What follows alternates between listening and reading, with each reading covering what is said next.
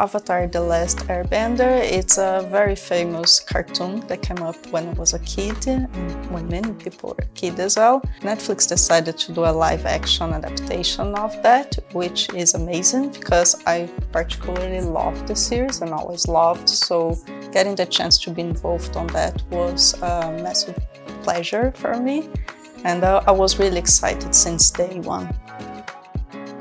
The show had quite a few challenges. Obviously, bringing a beloved character to life in Appa was probably the largest off the bat, especially trying to ground that creature in some form of reality. Our clients were very particular about that. They wanted to make sure that, yes, we were paying homage to the original series, but also that this creature felt like it existed in the real world. Momo is a mixture between a flying lemur, a bat, and maybe a little monkey, so it's a bit hard to say exactly what he is.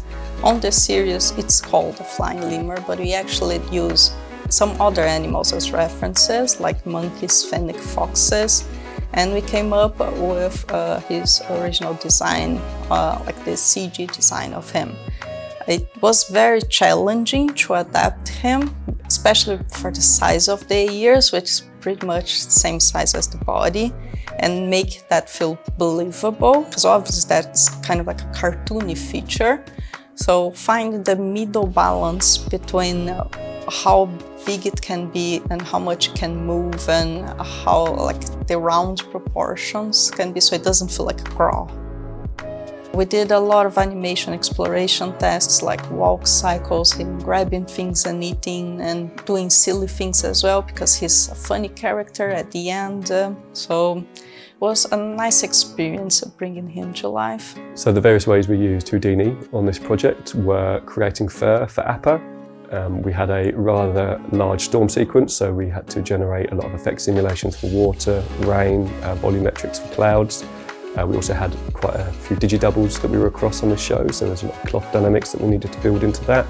A lot of obviously CFX time on top of that, so muscle simulations, etc.